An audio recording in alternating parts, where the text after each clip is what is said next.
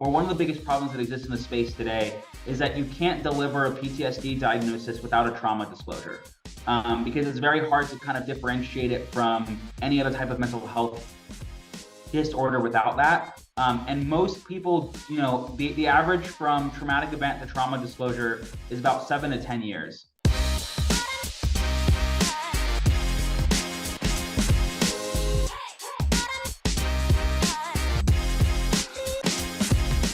Hi, everyone. Thanks for being here. Today, I'm interviewing David Zakariaie. He is the CEO and founder of SenseEye, which is a novel technology that he is building that is going to hopefully help diagnose and detect psychiatric disorders like PTSD, anxiety, and depression. Really excited to chat with him today about this new technology, how he is working on getting it FDA approved, and all the things that have led him here on his journey. Thanks for being here, David. Thanks for having me. All right. So tell me a little bit about your background. Obviously, you didn't, wake up one day and decide to start building this technology. Where did you go to college, and what was your path after college? The idea for SenseEye is something that kind of it's evolved over time, but it started as my high school science fair project originally. And I didn't actually finish college. I kind of started working on SenseEye full time. What kind of initially gave me the idea for SenseEye was back in 2012 when Google Glass came out. So naturally, because Google Glass was a pair of glasses, it got me really interested in kind of the eyes and different ways to either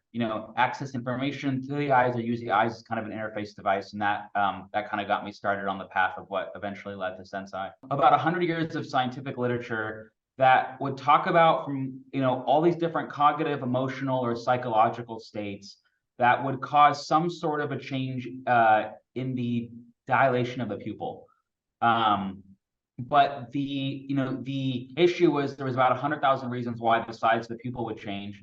And the only thing you could measure is a single black circle that would get bigger or smaller. And and then the second problem was that for a lot of more complicated types of measurements you want to look at in the eye, you'd traditionally need a very expensive eye tracker. And in the lower range, they would cost between, this was 10 years ago, it's cheaper now, but in the lower range, they would cost between $10,000 and $15,000, and the more sophisticated ones were, $40,000 to $50,000.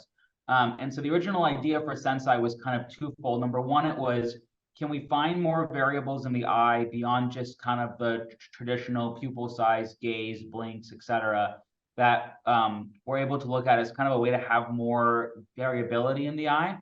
And then the second piece of it was finding a way to make it work with commercial off-the-shelf hardware. For anyone watching that is unfamiliar, basically pupil dilation is often associated with what's called a sympathetic state, where your body is charged up and you are, maybe you're escaping something, or maybe you have a heightened sense of awareness. This often happens when we go into a dark room. Your pupils will dilate. And parasympathetic, which means you're kind of a more relaxed state, the pupils tend to be more constricted. Now, that's obviously a very generalized explanation, and there are nuances to that, but it is my understanding that SenseEye is taking the knowledge of sympathetic versus parasympathetic, as well as the way the eyes move and how they react to different stimuli in order to determine a mental health issue. Yeah, exactly. So you had mentioned that you've been working on this for several years until 2021, which is when you really narrowed the focus down to mental health. Talk to me about funding until this point. Like, were you doing this full time? Did you have a side job? Did you raise capital? How did you sort of maintain your team as well as your own lifestyle during this journey? Yeah, so I've been working on SenseEye for about 5-6 years now, and we've over the past 5-6 years, we've raised just under 13 million. It has been kind of a combination of kind of like early on, we raised capital from a couple of like smaller angel groups. And then in kind of late 2020, early 2021, we did like our first proper venture round. And so a combination of that, as well as a couple of SBIR and STTR grants, how we've got the company from kind of the early days to essentially where we are now. So David, I know you had done a lot of the initial research in terms of how eye movements can be sort of a window to other things that are happening in the body. How did you find your initial team and sort of bring them on board to see your vision and help you develop this technology? Interesting thing about what we're doing is, like, from a neuroscience perspective, there's only a little bit of it that Sensei itself has actually discovered. Like a large amount of this has existed in the scientific literature for a very long time. And so a lot of what we're doing is not really like discovering new science, but building the technology to operationalize a lot of the existing neurosciences out there. And so that kind of, it made it a little bit easier to kind of understand what type of team members we would initially need, because I think the task was pretty straightforward. So the first two hires that we made, two neuroscientists, I essentially put a job ad out through the UCLA Neuroscience Network, and we hired two postdocs from UCLA, and they were kind of the first two who kind of essentially started working on it. And that was based off of an angel round that you raised, or was that based off of a grant? That was based off of a angel round that we raised. Our first round was about $400,000, I want to say, and it lasted us for the first year or so. And so they were not full-time, they were just kind of advisors at that point? They were full-time employees. Oh, they were full-time employees. Okay, so I'm guessing a lot of your grant just went to, keeping them on the team and then building out technology. Yeah, exactly. Yeah, and it was that, and also, like, we paid kind of, we're a brand new startup salaries, so yeah, they were not the most expensive hires in the world. I understand that completely. So how did it change from your initial vision of what you wanted to do to what Sensei does now with the mental health space? Yeah, absolutely. So it's not so much it changed as much as we kind of, like, we started out building a technology, and then we kind of figured out what we wanted to use the technology for. So the initial focus was on trying to essentially do the eye tracking with a normal commercial off-the-shelf camera, instead of like a $30,000-$40,000 eye tracker. And so our focus was kind of to find a way to collect those different types of ocular metrics, either on like a webcam or a cell phone or something like that. And as we did that, we kind of tried to build out different types of ocular metrics. So one of the first thing we did was, like, we built the ability to measure cognitive load, which is like a very high level measurement of, like, of how hard you're working at a particular task. We then kind of started to build out some different types of, like, of mental states. So we looked at, fatigue, intoxication, and that was kind of this, like, different proof of concepts to show that the technology was able to work. And then once we got the technology to the point that it was able to work, our focus kind of changed to, like, the technology work is now time to find what the kind of killer app for it is. And we start with a list of kind of like 60 different use cases. And as we kind of built out the market map to find which one was the right one, we settled on mental health diagnostics for kind of two reasons. The first was it was a very large commercial opportunity that was relatively untapped. And it was kind of the perfect balance of that with, if it works, the size of the impact it's going to have on society is very large. And so the fact that those two things kind of perfectly intersected was why we decided to go down that path. So it seems like you have really two distinct products. You have the actual AI technology that is capturing, and the machine learning that's capturing the data. And then you have the clinical application to how that actually correlates with a diagnosis. There's kind of two main models to it. The first is our computer vision model, which essentially is what takes the it takes all the video of the eyeball and it turns it into tabular data. And then we have a insight model, which is basically initially a binary model, and then as we have enough data, it becomes a regression model that, based on that tabular data, will essentially deliver a diagnosis and a severity score. And so now that you guys are working on this, tell me about the FDA process. This is obviously something that is a big deal for anyone that is getting into technology and healthcare. At what point did you start the FDA process, and what does that look like? I've kind of become an expert in the way Sensei is going after FDA approval, but this is the first time I've done it. So I don't really know how well it correlates to kind of more traditional medical devices or drugs or anything like that. But our first contact with the FDA was either in October or November of 2021.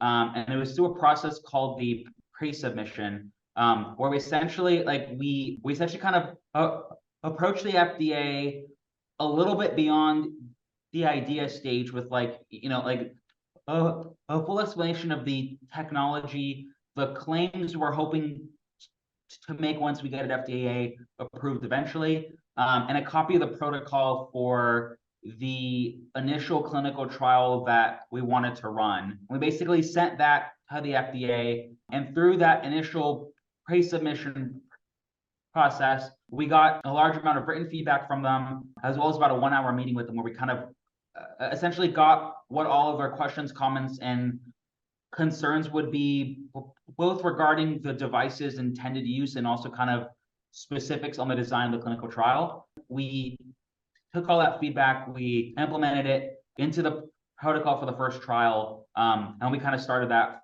from there. And so the way our kind of trials are set up, essentially in 3 phases. The first is we ran a pilot stage trial. This was in January of this year. It was about 68 patients, and it was essentially meant to kind of serve as a proof of concept that, what we're doing is possible, and kind of to essentially give us the confidence that with large enough of a data set, we think it would work. And so from there, we moved into the trial that we are currently in the middle of, about a 750 patient trial. It's split between controls and PTSD patients. And then the controls are split into a couple different groups. There's a depression group, an anxiety group, a clean control group, and then a trauma exposed, but it didn't become PTSD group. And that was kind of meant to show that there is a difference between just having trauma reactivity and actually having PTSD, and that our technology could pick up on that. And so that's a 750 patient trial. We're in the middle of running it right now. It'll wrap up kind of towards the end of Q1 of next year. And then from there, we'll do a pivotal trial for the FDA, and we'll kind of formally submit for approval from there. So what's the difference between the trial you're doing now and a pivotal trial? What does that mean? Is this like an internal trial that you guys are doing for yourselves? And then the pivotal trial is one where you are incorporating FDA guidelines? The primary difference between the current trial we're in the middle of and the pivotal trial, from a protocol standpoint, it looks kind of like 95% the same, I would say.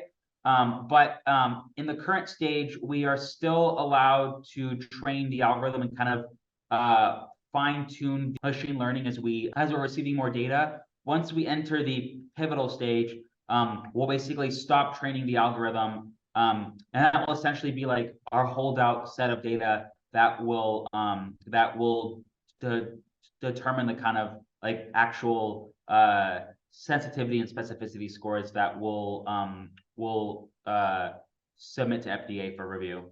So as a physician, this really intrigues me. I think one of the questions that a lot of people may have going forward is, how is this going to be actually used in practice? How do clinicians use it? And what do you think are the sort of main pushbacks that you will be getting as you bring this to market? Hi, everyone. Before we get to the rest of the interview, I just want to remind you to like and subscribe below. It really helps the channel out, as well as all the entrepreneurs that we interview here. Thanks for watching. The first aspect of it is that this is not a tool where a patient is essentially diagnosing themselves. We do always want a clinician to be in the loop, and that can be done either kind of in person, or because it's 100% software, it can very easily be integrated, inside of a telehealth environment as well. And so essentially a clinician would supervise as the patient is taking the test. And then at the end of the test, the results, both the diagnosis and the severity score, would be sent directly to the clinician, and they would be the ones to deliver the diagnosis from there. And then the other aspect of it is, because of the major shortage of psychologists and psychiatrists right now, a large majority of mental health diagnosis and treatment is exclusively being handled in primary care right now. Or something like PTSD, for example, you traditionally use the CAPS-5, which is about a 45-minute assessment. And and you would normally do, a skit or something else on top of it, which would take kind of, 2-3 hours maybe. There's a lot of environments like primary care where we think the demand and the problem, we relieve a lot of the pressure, and we return a lot of the capacity back to the system.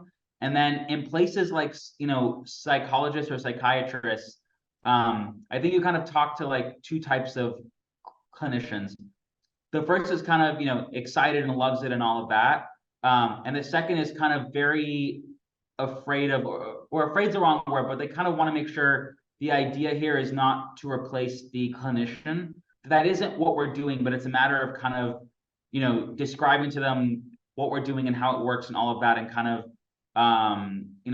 showing them how we want to put a very powerful diagnostic tool in their hands. So you're 100% right. Physicians' time is getting squeezed more and more. And some of this is a problem of just the growing need for people. But when you're specifically talking about primary care, not only are they trying to assess mental health, like you're talking about, some of these questionnaires are taking 20, 30, 40 minutes, but they also have to address whether your heart healthy, whether you have diabetes. So mental health often gets kind of pushed down, and it's not for any fault of the physician, but it's just that there are only so many things that can be addressed during each visit. With reimbursements from insurances going down and not exactly going up, there's just really limited time. So something like this can really, obviously once it gets FDA approved, could really be very helpful for physicians, and also just really life-changing for patients who just may not be getting the diagnosis that they've had for many years. How do you deal with, and maybe this is a better question for later on down the line when we do a follow-up, but how do you deal with the sort of overlapping diagnoses? Because obviously in some cases of mental health, people don't just have one diagnosis in sort of this vacuum. Like they have some anxiety, some depression. Like there's a lot of sort of overlap between the diagnoses. How do you imagine the technology working with that? Yeah, that's a great question. I think the kind of the answer essentially kind of evolves over time.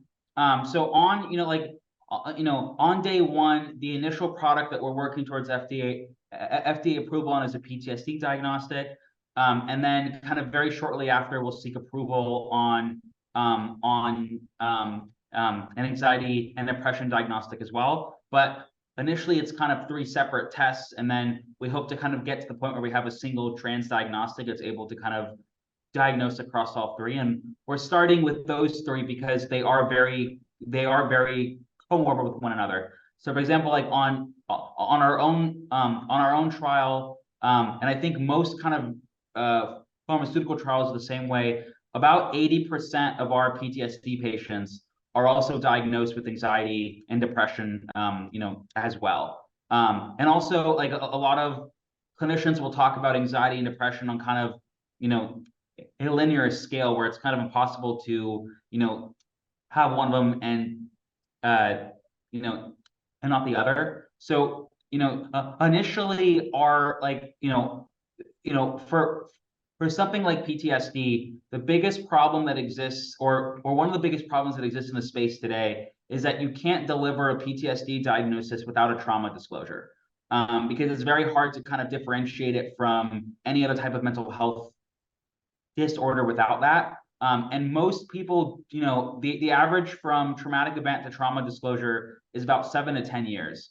And that's because most people just aren't comfortable telling a random stranger who's going to abandon them kind of, 45 minutes later, the most kind of, horrific things that have occurred to them. We're able to make the PTSD diagnosis, or rule PTSD out, with you just being able, like with just our test. It's not required to have a trauma disclosure on top of it. I think that there's kind of different ways that the utility will differ as we kind of add additional indications. We don't replace the whole workup that a clinician would traditionally do with a patient. There's kind of just like, there are specific aspects of it where traditionally you would administer like a specific questionnaire. And our intention is to kind of try and replace those questionnaires with a more objective measurement. But we don't replace the more holistic process. And so just to visualize, this would be literally something that someone would have on their cell phone. This is not, it's an app.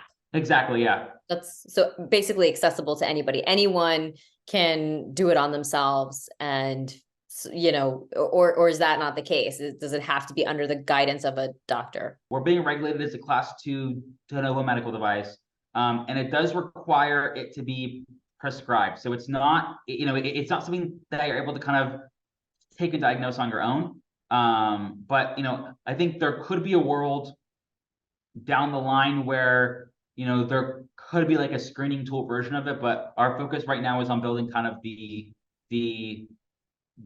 clinical grade tool. So David, a question that I'm sure a lot of people have is, once you have this out there in the market and clinicians are using it, it's effective, how do you make money? Like, is there a code that's being used? Is this going to be licensed to clinicians? How is this going to be a profitable business? The way we're initially building it is not necessarily a standalone app, but essentially it's a software development kit where it's essentially like a digital plugin to kind of any environment. So, that can be your primary care doctor on Zoom. It could be specialty platforms like Talkspace or BetterHelp, or the kind of telehealth environments that a lot of large healthcare systems have. On day one, we do expect some fee-for-service type engagements, and there are existing CPT codes that are able to be used. There is a E&M code that can be used for the upfront diagnosis. It pays about $100 and can be billed every 6 months per patient. And then there are a couple of remote patient monitoring codes on the behavioral health side that can be used for the ongoing severity monitoring. Those codes aren't perfect yet. There's a restriction on them that you have to have 16 measurements per month. Although from the conversations we've had with the AMA, it sounds like that restriction will be lifted soon. But then it also restricts the type of treatment the patient's able to receive. And so it works for kind of some indications, but not all. But kind of our long-term strategy is kind of will most likely be something closer to a resembling like a value-based care model, where we're basically we sell enterprise SaaS to the large telehealth platforms, and then from a unit economics level, we're thinking of it at about $350 per patient per year for the upfront diagnosis and kind of all the severity tracking, and we'd expect about half of that to come to Sensei, and the other half to kind of be captured and shared between the platform and the provider. So getting back to the FDA, obviously this is a very capital heavy business because you're not really able to go to market until you are FDA approved. And even beyond that, there's so many hurdles in terms of actually getting things into patient hands.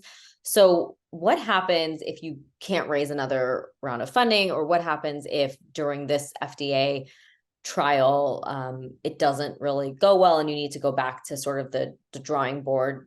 Like, what does that look like from a business perspective? We aren't going into these trials hoping everything is going to work, but like we could, it's not some new compound or molecule that we're trying to test, but like it's a device that we've built. We're doing all sorts of of testing on it ourselves as well, and so we're not really putting it in clinical trials until we're pretty sure it's going to pass, and we're able to kind of de-risk a lot of the regulatory side of things by going through the pre-submission process with the FDA, and kind of like ironing out a lot of those things. And so I wouldn't say that there's no regulatory risk here, but we're at the point now where like we have very, very clear expectations as to what the FDA is going to want to see, in terms of our trials, in terms of the results, in terms of the accuracy, and we feel very confident that at least for PTSD, where we have most of our data right now, we will be able to satisfy that by the time we put in, our marketing application. So basically, Yeah. what you're saying is that you have enough good data to show in this trial of 700 patients that you're pretty confident going into the pivotal trial. Yeah, exactly. And if we're not, we'll go back to the drawing board and kind of adjust things before we go into the pivotal trial. In terms of patents, how many patents have you had to apply for, and what does that look like? Yeah, so we filed about 9 patents to date, I want to say. 3 have been granted, and about the rest of them are still pending. There's a couple that we've gotten office actions on, and we're working on the rest, just kind of, are waiting in line because, it takes a while a lot of the time. And our patents right now kind of fall into 3 buckets. The first is more, it's kind of a series of method patents on correlating what goes on in the brain with what goes on in the eye. The second is there's not really any proprietary hardware required here from a deployment standpoint, but there's some proprietary hardware we built in the lab early on. And so we patented that. And then the third is we filed a series of patents on the actual application. So PTSD diagnostic, depression diagnostic, anxiety diagnostic, so on and so forth. So David, how can people get in touch with you if they're interested in investing, partnering, or just learning more about what you're up to? There's a couple of ways. We do a website. It's sensai.co. There's not a ton of information on it, but if you want to kind of contact us, we'll learn more about the clinical trials. That's a great place. If you want to shoot me an email directly, it's my first name at sensei.co, senseye.co. And you can find me on LinkedIn as well. David, this was awesome. Thanks so much for being here. If you're okay with it, we'd love to do a follow-up in about a year and see where you guys are at.